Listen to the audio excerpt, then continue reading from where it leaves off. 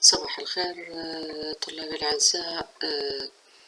هذا ريكورد مال محاضرة دنتال كيريز للطلاب اللي ما قدروا يدخلون بذاك اليوم على الميت واللي كان الصوت يتقطع عندهم. اوكي، تعريف الدنتال كيريز. هذا التعريف كلش مهم أن يكون متكامل، لأنه إذا ننتبه عليه هذا التعريف يحتوي على يعني التعريف what is caries, causes of caries, the process of caries and preventive measure of caries. So dental caries is a complex microbiological community disease of the teeth exposed to saliva. So causes microbiological disease. It's characterized by demineralization of the inorganic and destruction of organic substance. So this is the process of caries. So characterized by demineralization of the inorganic and destruction of organic substance of the tooth by acid-forming bacteria found in dental plaque in the presence of sugar. فعندنا two factors, dental plaque and sugar, which is avoidable. So this is a preventative measure. Okay. The major factors involved in etiology of dental caries are cariogenic bacteria, bacterial plaque, stagnation areas, fermentable bacteria substrate, which is sugar, susceptible tooth surface, and I can put like stagnation area, susceptible tooth surface in one factor like tooth, and then time. Also, there are minor factors, which are enamel composition, morphology of the tooth, position of the tooth, diet, and immunity. Okay, so we'll go through these major factors in this lecture. So the first factor, which is the microbiological aspect of dental caries or the cariogenic bacteria. The essential properties of cariogenic bacteria should be acidogenic. It should be able to produce pH low enough, which is usually less than 5 to decalcify tooth substance. Able to survive and continue to produce acid at low level of pH. Possesses attachment mechanism for firm adhesion to smooth tooth surface and able to produce adhesive insoluble plaque polysaccharides. First of all تكون acidogenic، ممكن تعطينا produce acid and able to produce acid at a low level واللي هو usually less than 5 to decalcify the tooth حتى يأثر على السبستنس مال tooth، وبنفس الوقت لها القابلية to survive أن تعيش وتستمر بالproduction of acid at low level. بعدين the most important لها القابلية على attachment for firm adhesion to smooth surface. بعدين لها القابلية على production of polysaccharide واللي هي راح تساعدنا build البلاك وتكون like as a substrate when there is no sugar in mouth. Okay. Now, the presence of Streptococcus mutans in a human mouth is associated with caries activity. There are other strains of Streptococci, but they are only weakly cariogenic or non-cariogenic despite being able to produce acid. فليش Streptococcus mutans هي اللي mainly associated with caries activity. هسه شوف its cariogenic property ونعرف ليش. First of all, it produces lactic acid from sucrose, so it's acidogenic. It can live at pH as low as 4.2. فإذا النقطة requirement الثانية أو property الثانية مال cariogenic bacteria achieved هنا. It's able to produce pH level and to survive and continue to produce at low level of pH. It forms large amount of intracellular and extracellular sticky and insoluble polysaccharide. And this point is achievable. It adheres to pellicle and contribute to plaque formation. لذلك إذا تشوفون it fulfill all the requirement for cariogenic bacteria. This is why it's the main bacteria associated with caries activity. Other cariogenic bacteria, the Lactobacilli, actinomycosis, which is important in root caries, and non-mutus streptococcus. The Lactobacilli is efficient in produce lactic acid. It can survive and is tolerant to a low pH value. However, lactobacilli are poor colonizer of smooth surface and probably don't initiate caries at these sites. بالرغم من أنه هي acidogenic and can survive and continue to produce pH in a low level, but they don't have the ability to adhere to smooth surface, so it's not possible that they can initiate dental caries. So most likely that they are a secondary colonizer. Streptococcus mutans are the pioneer. So when they establish caries lesion by Streptococcus mutans, then the lactobacilli will facilitate extension of decay.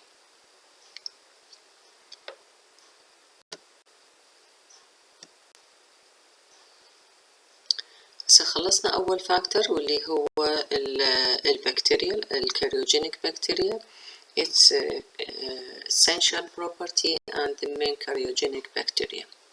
As the second factor, which is the bacterial plaque. A plaque is a biofilm adherent that form on the tooth surface. It consists of an organic matrix containing dense concentration of bacteria. Formation of a plaque.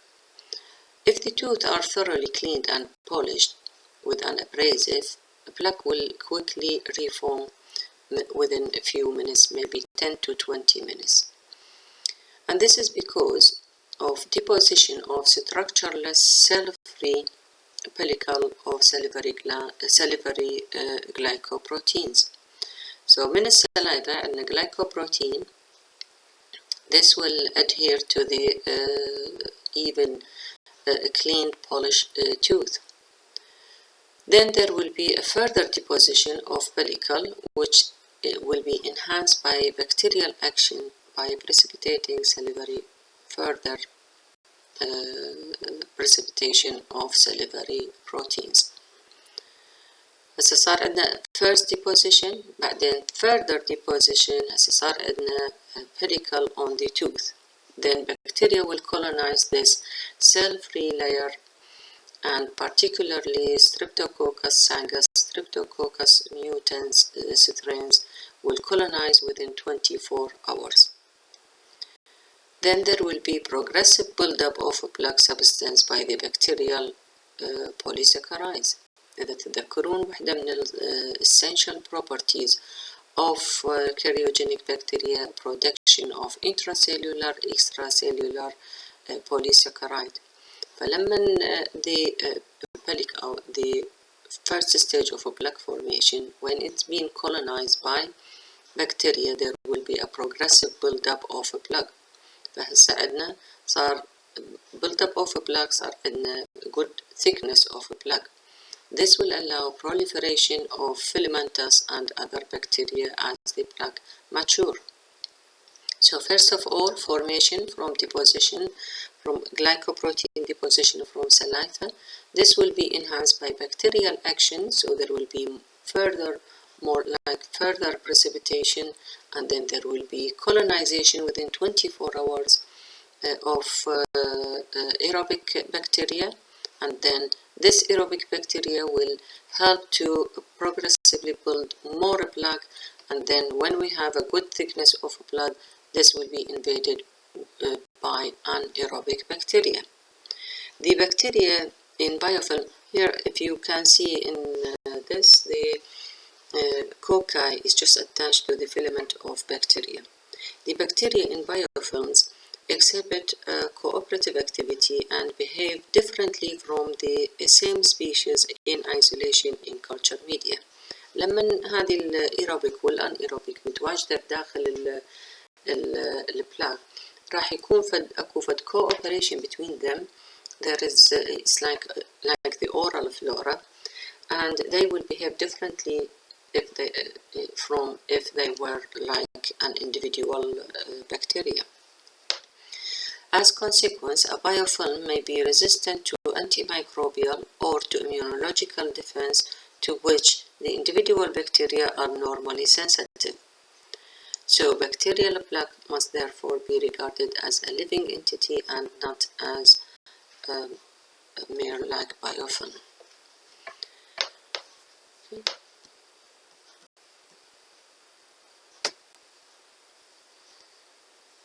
هسه صار عندنا two factors for pH production.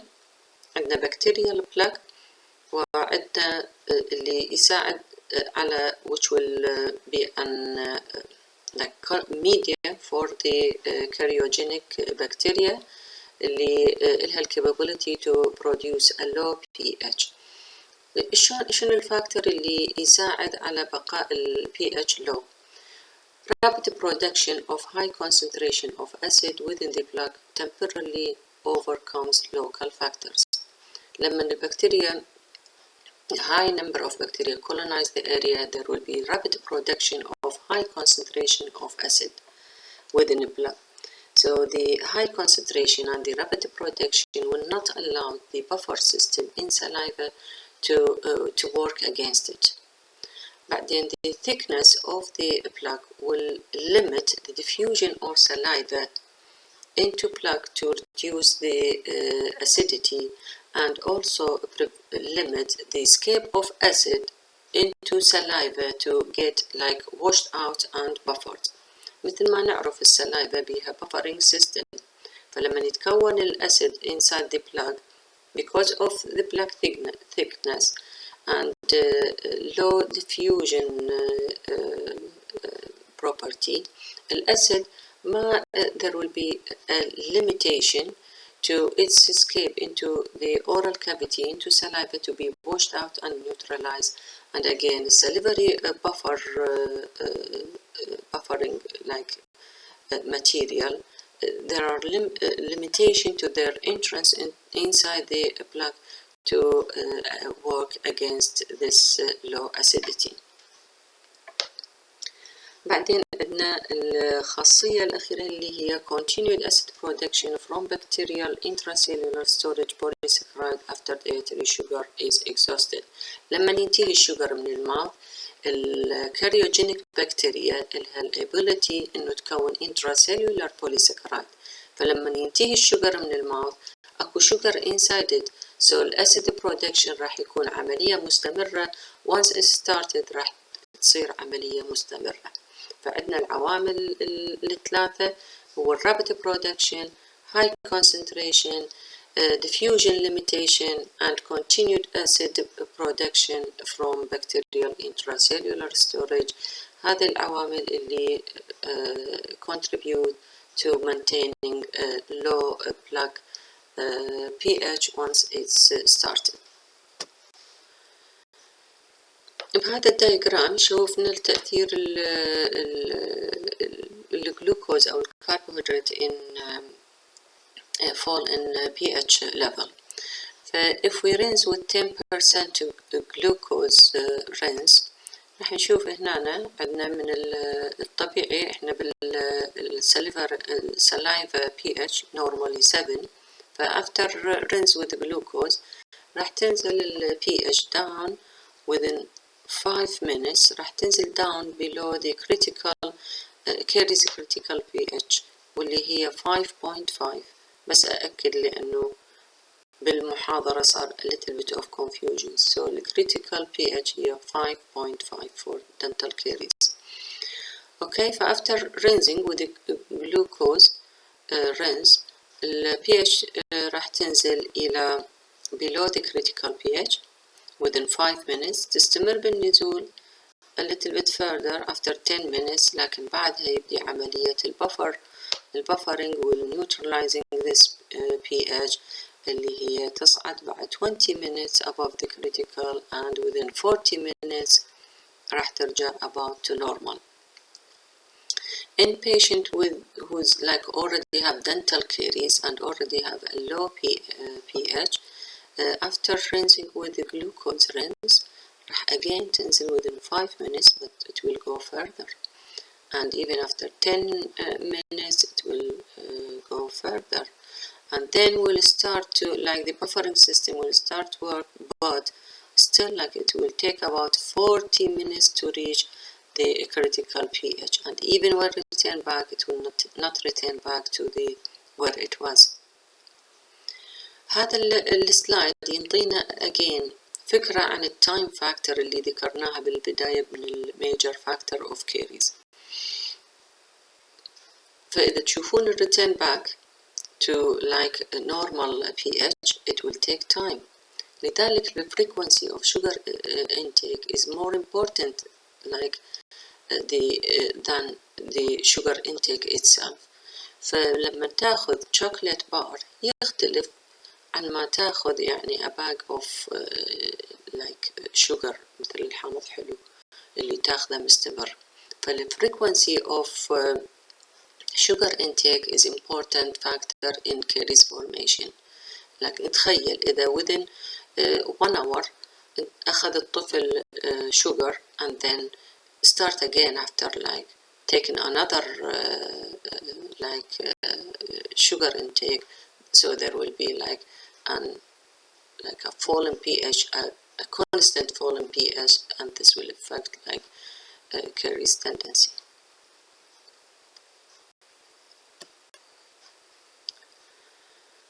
Sucrose as هسه خلصنا الفاكتور الأول اللي هو cariogenic. الفاكتور الثاني الدنتال plaque، الفاكتور اللي تكلمنا عليه time.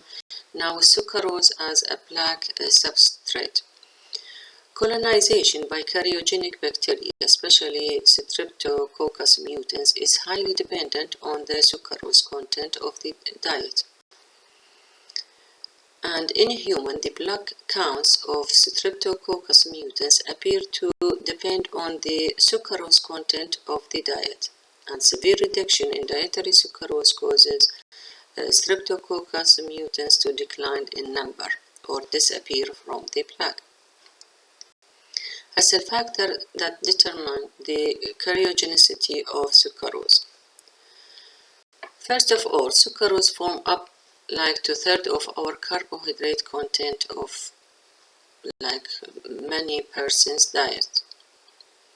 It promotes colonization of teeth by Streptococcus mutans لأنه evidence عن العلاقة بين the presence of Streptococcus mutans والسكروز.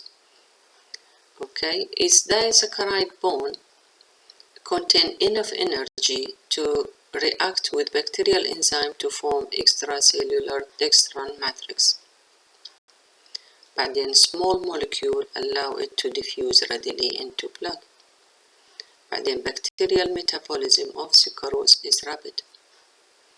فعندنا أولا هي ثلث الكربوهيدرات اللي ناخذه هو سكروز، لذلك هي من أهم العوامل اللي ممكن اللي تسبب الكاريز.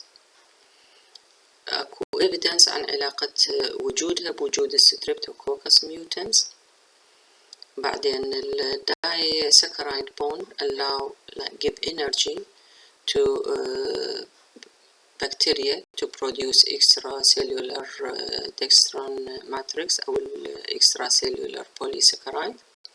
بعدين small molecule فممكن diffuse بسرعة بالبلاك. بعدين البكتيريا ميتابوليزم إلها كلش رابد. هذه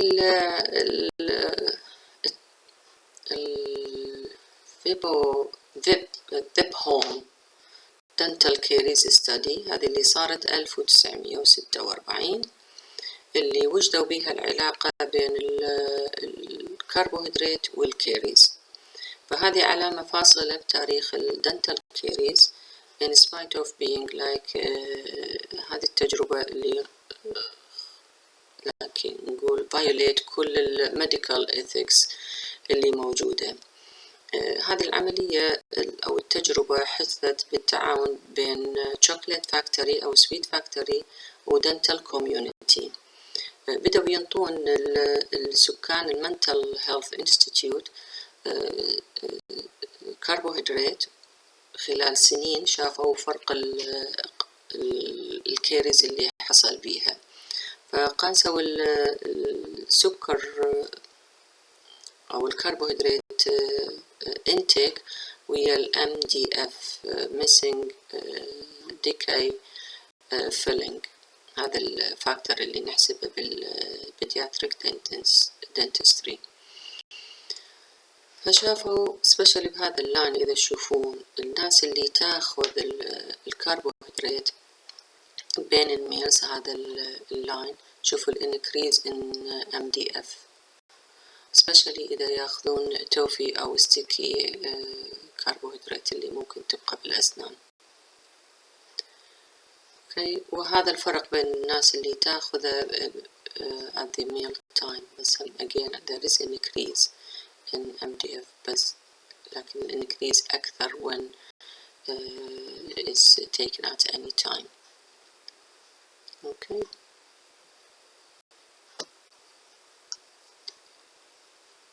بس الفاكتور الآخر هو السلايفا. السلايفا سلاح ذو حدين، هي المساعد بتكوين الدنتال بلاك، وهي بنفس الوقت تحتوي على البفر سيستم اللي يعادل الPH. فالsalivary component contribute to plaque formation and form much of its matrix.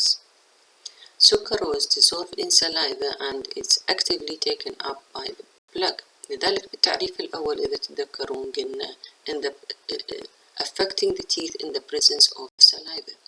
فالسلايفا هي السورس مال البلاك فورميشن، وهي السورس للديزولف مال الكربوهيدرات حتى taken up by plaque. فهي الأساس بتكوين البلاك وبوصول الكربوهيدرات إلى البلاك. بس بنفس الوقت بها buffering power of saliva limit the fall of pH which caused by acid formation in plaque. The buffering power of saliva is related to the rate of secretion. لذلك high flow rates of saliva may be associated with lower caries activity, and the gross reduction in salivary secretion leads to increased caries activity when a cariogenic diet is eaten. Saliva contain IgA, but there is little effect on caries activity. It may prevent bacterial species from colonizing plaque, but there is no proof that it might affect the caries activity. Now the tooth susceptibility to caries، هذه تشوفوها بالعيادة دائما، يجون المرضى يقولون عندي نقص كالسيوم، عندي نقص فيتامين دي، لذلك أسناني تسوي سد. There is no evidence إنه هذا ممكن affect the caries activity, and extensive epidemiological finding that the best nourished population had the worst record for dental disease when compared with poverty communities on a deficient diet. ما وجدوا فد علاقة بين الفيتامين deficiency أو الكالسيوم deficiency ويا الكيريز activity. الهيريديتري hypoplasia أو hypocalcification of the tooth, again there is no evidence that the degree of calcification of the teeth affect their resistance. However, the maturation of the tooth could affect the caries activity. Newly erupted teeth are generally caries susceptible, apparently because hypomineralized enamel structure, which is made progressively less vulnerable by deposition of material from saliva, which is the post-eruptive maturation. ذلك شافوا إنه التوث كل ما mature يعني أكثر by progressive deposition of material from saliva كل ما يكون more resistant للcaries. لذلك أوجدوا الفكرة of effect at early stage of tooth like eruption.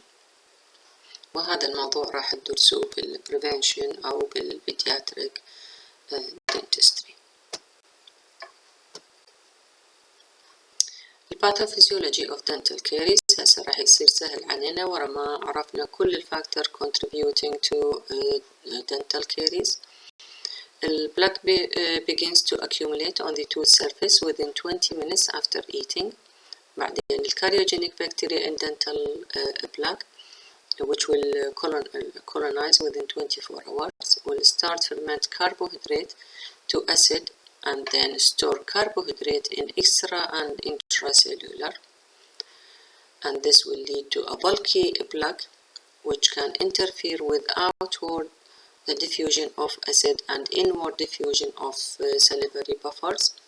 So demineralization will happen with loss of calcium and phosphate from hydroxyapatite crystal by the acid formation.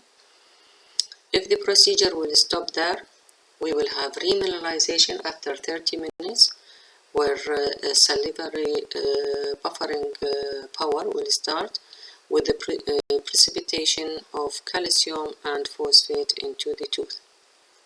So salivary buffering system will affect the pH fall and again will allow precipitation of calcium and phosphate into the tooth surface.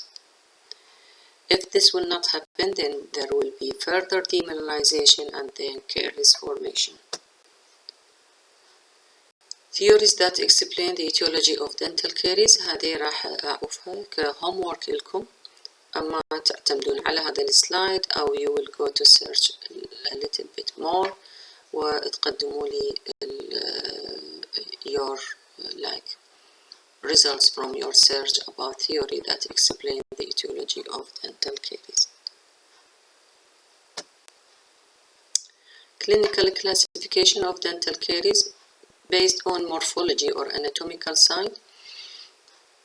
It can be classified as bit and fissure caries, smooth surface caries, linear enamel caries, cervical caries, root surface caries. Then classification depending on dental tissue affected راح يكون enamel caries, dentine caries, cementum caries. Based on severity and rate of progression راح ينقسم إلى acute caries, chronic caries, arrested caries. And depending on virginity of the lesion, we can divide it into primary caries or secondary caries, which usually associated with restoration. Based on chronology, we have early childhood or nursery caries, adolescent, and adult caries. The WHO system classification of dental caries is D1, which is clinically detectable enamel caries or non-cavitated. D2, clinically detectable cavities limited to enamel. D3, clinically detectable cavities in dentine. And D4, lesion extended into pulp. And we have the plaque classification based on the treatment and restoration design. And this هذا راح يكون أكيد تاخذوه بالأوبراتيف. بس الانامل كاريز أهم خاصية للانامل كاريز is that it's a dynamic process and consists of alternated phases of demineralization and remineralization rather than a continuous process of dissolution. فالانامل كاريز usually reversible. Incipient caries is an initial reversible caries lesion limited to the enamel and characterized by intact surface but a porous subsurface. Clinical appearance, if you can see in this photo, it will appear like a smooth, intact surface that becomes just chalky white opacity when dried, and there will be loss of translucency. The lesion may be reversed by remineralization, restoring the enamel to sound state. وهذا الريمينراليزيشن ممكن يكون naturally من السلايفا وممكن يكون by application of fluoride varnish.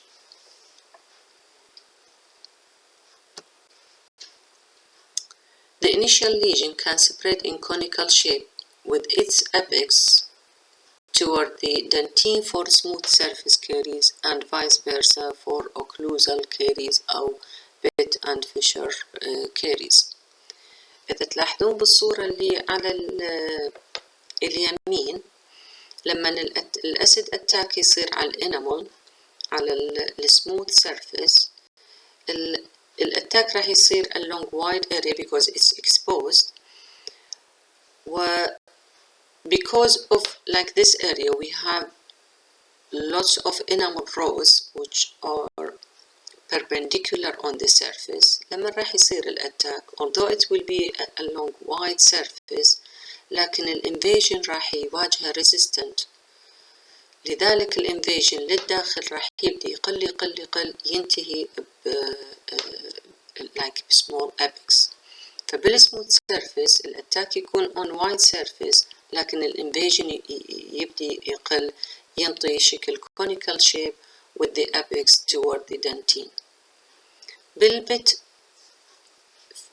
and fissure attack الأتاك يصير على one point بالفشر and because if you look near it because the enamel rods are divergent from this area فلما يصير الأتاك السبريد مالته أو الانفيجن toward the base راح يكون أقل لما يوصل الدنتين أو الدنتينو enamel junction the spread will be wide. لذلك resistant at the top is more than at the base فيكون البت والفشر caries الأبيكس toward the top والبase toward dentine.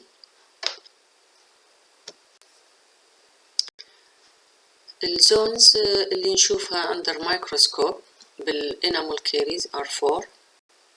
عندنا الترانسلوسنت زون اللي هي ال deepest area demineralization بهذه المنطقة تكون 1% mineral loss and second layer will be the dark zone وتكون superficial translucent zone mineral loss 2 to 4%.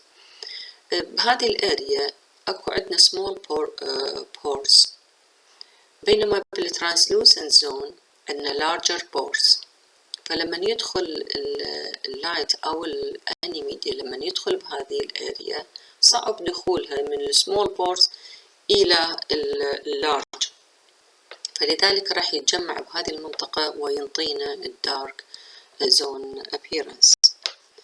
البادي ليجن هي المين ليجن والدستركشن بها يتراوح بين 5 to 25% of mineral loss. The surface zone represent one of the most important changes in enamel caries in terms of prevention and management of the disease. لأنه من هنا راح يصير عندنا demineralization and remineralization. Remineralization يجي أما من precipitation من السلايفا أو from inside from the mineral derived from the deeper area of the lesion as ions diffuses outward. فلما يصير عندنا loss بالdeeper layer ions will diffuse outward فراح تترسب بالsurface zone. الsurface zone يجي لها ions من السلايفا من الout outside the tooth and from the deeper layer from inside the tooth. Cavity formation. Once the bacteria penetrate enamel and reach the dentino-enamel junction, then the destruction will spread laterally to undermine the enamel.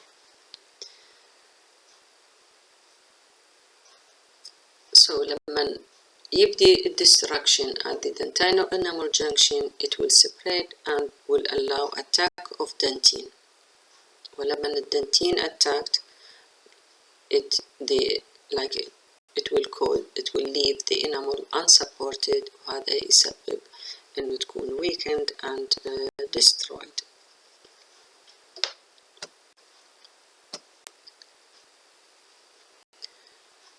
Dental caries. Okay. The initial non-bacterial lesion form deep to carious enamel before a cavity has formed. The diffusion of acid into dentine راح يبدي لما يبدي الكيريز بالانامل راح يصير diffusion of acid into dentine. Although the bacteria بعدها not invaded the area, بس الacid will penetrate through this area. Once the bacteria have penetrated the enamel and reached the dentino-enamel junction, the dentine will be attacked over a wide area. لذلك الليجن نشوفها a conical shape with the apex toward the pulp لأنه يبدي destruction with the acid diffusion. بس بعدين when it's reached the dentino-enamel junction, there will be a wide spread. فالwide spread يكون along the dentino-enamel junction, but the diffusion will go toward the pulp. فإذا تشوفوها بين الانامل وبين البلب، فهذه تمنع دخول البكتيريا حتى انتشارها والسبريد مالتها. تصير سكليروسس بالدنتينال تيوبيول تتضيق وتصير mineralized حتى توقف الانفيجن مال البكتيريا. فهذه واحدة من الديفنس أو reactionary mechanism. تشوفون هذا الرياكشنري دنتين. أولا دنتين الريجولر بدنتينال تيوبيول هو متكون باتجاه البلب، لكنه ما يمنع الانفيجن مال البكتيريا. إذا تشوفون بالتوب مالت هذه الفوتو البكتيريا داخلة بالدنتينال تيوبيولز، فهذا بس يحمي البلب ويزيد الثيكنس مال الدنتين، بس ما يمنع الانفيجن مال البكتيريا. وبعدين عندنا formation of dead tract. It's formed when the odontoplast die and their tubules become sealed off. If pre-tubular dentine formation was extensive before odontoplast death, the dead tract may be sclerosed and inhibit advance of caries. If not, it may allow more rapid progress. فلما الديد tract لما تموت الأودونتوبلاست inside its tract, the tubule will be sealed off by pre-tubular dentine formation. بس إذا السكليروسيس هذا صار and the dead tract will be sealed راح يمنع الادفانس of caries. بس إذا هذا السكليروسيس ما صار, this will not prevent invasion of bacteria. بس يعني راح تبقى عندنا dead tract بس مفتوحة not sealed, فما راح تمنع rapid progress of decay أو invasion مع bacteria. So when it is sealed, it's defensive, but when it is not, it will not prevent rapid progress.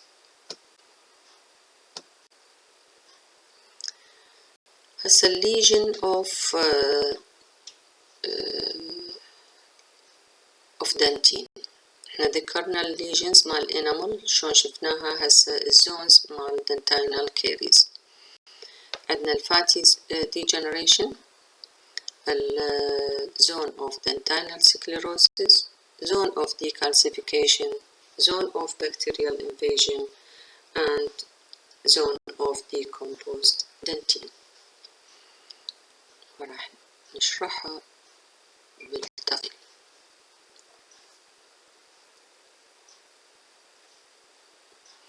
الزون of sclerosis هذه تكون beneath and at the side of carious lesion، والباترن مال mineralization يكون أما by deposition from outside from peritubular dentine أو يكون mineral deposition within the cytoplasmic process of odontoplasm which will occlude the tubule by calcification of odontoplastic process itself. وإذا تشوفوها هنا تشوفون بالوسط هذه شلون تظهر بالأندر مايكروسكوب calcified كل هالdentinal tubule if you compare it with the tubule around it.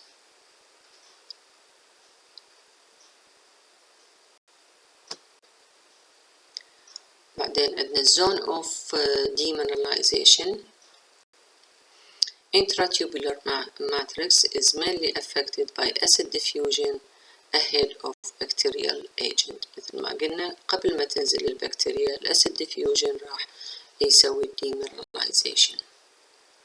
بعدين يجي وراها zone of bacterial invasion. Bacteria will extend down, multiply within the dentinal tubule وتسوي لنا liquefactive foci, and these foci run parallel with the direction of the tubules and may be multiple. These changes are enhanced in the zone of destruction. إذا تشوفون هنا شلون الdentinal tubule invaded by bacteria وشلون أكو بيها destruction and liquefaction. Okay, zone of destruction لما هاي liquefactive foci enlarge and increase in number وتتحد راح يصير عندنا clefts بالدنتين و area of destruction. Now caries of cementum واللي هو root surface caries. There is subsurface demineralization of cementum which may extend to dentine.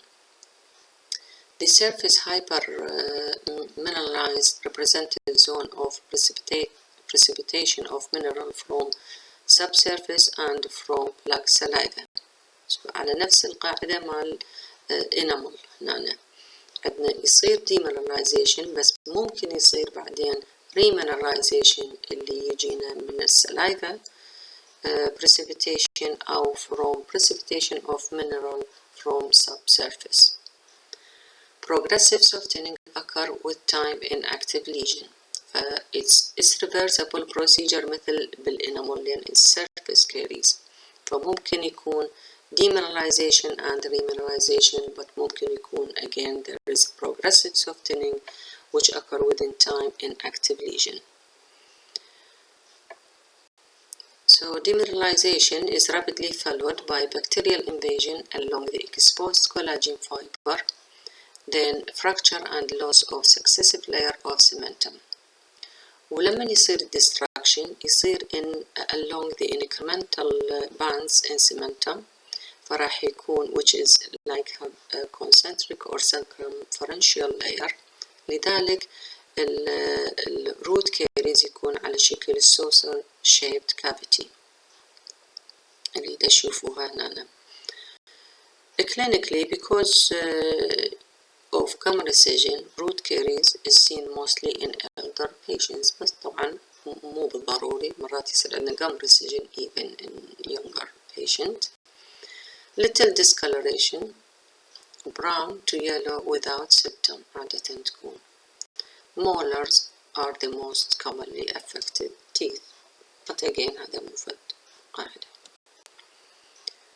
Rampant caries or rabbit caries and nursing bottle caries. It's an acute rapid damaging tooth structure. It's usually in form of many soft light colored lesions in the mouth. because there will be less time for pigmentation. It's usually a childhood caries, particularly of deciduous teeth and permanent first molar. It may be so rapid that pulp become exposed before the tooth shedding or before the permanent tooth fully erupted. هنا أنا أحب تفرقون بين النيرسينج كاريز والرامبنت كاريز. النيرسينج كاريز إذا شوفوها بالصورة اللي على اللفت seen in infant and toddler affecting primary dentition and mandibular incisors are not involved لأن هي bottle feeding like caries. فأنت تخيل لما يحط الطفل البطل بالرضاعة his tongue will protect mandibular teeth and the salivary flow in the like mandibular area to a certain limit will be like preserved بس ال dryness والmilk accumulation كلها معظمها راح يكون على maxillary teeth. Rampant caries is seen in all ages and affecting primary and permanent dentition and mandibular incisors also affected. هما اثنينهم نفس الانتيتي اللي هي rapid caries بس اكو فروق بيناتهم وهذه الفروق اللي ذكرناها هنا. فالرامبنت كاريز يختلف عن النيرسينج كاريز. الارستد كاريز is happen when there is slow caries cavitation and arrested after several active phases by remineralization. Lesion is discolored and fairly hard. الانامل lesion تكون brown black hard and a result usually as a result of fluoride, and this is why it will be more resistant. A dentin lesion typically is open cavity لأن تكون allow self cleaning and تكون dark hard sclerotic have luster بها لمعة. It's seen most frequently on occlusal surface. كلش rarely تشوفوها بالinterdental caries لأن هي من خواصها إنه self cleansable area فلذلك allow like the like slow progress of caries and give time to like for يعني resistant to caries. The occult caries is extensive destruction but in the presence of minimal enamel breakdown present on occlusal surface in older children and teenagers. The increased resistance in enamel is due to fluoridation. هذه تشوفوها يجي مريض يعني إذا تلاحظون بالإكس راي intact enamel ما نكتشفه إلا لما يجي المريض with pulpitis أو with like broken tooth, sudden broken tooth. إذا تشوفون على الصورة بالثانية إذا تحطوا البروب بهذا الأوكلوزال سيرفيس ممكن تتوقع أكو like initial caries بس من تفتح تشوف الدبث very wide. لذلك البايت wing very important in identification of caries. The full mouth assessment should include 2 bite wings. هذه عادة لما الانامل يبدي الكيريز بالانامل بس إذا البيشنت مثلا يفرج المعجون أسنان with high fluoride content أو بالبلدان اللي يعني regularly تنطي fluoride varnish لأطفالها أو للتينيجر أو بالwater fluoridation فالانامل with fluoridation will be resistant to decay but decay inside especially on dentine will continue.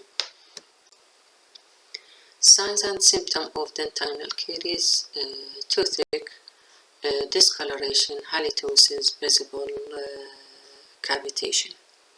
Now this statement is important. A good knowledge of all phases of caries process is essential to understand the rationale of modern preventative and restorative treatment.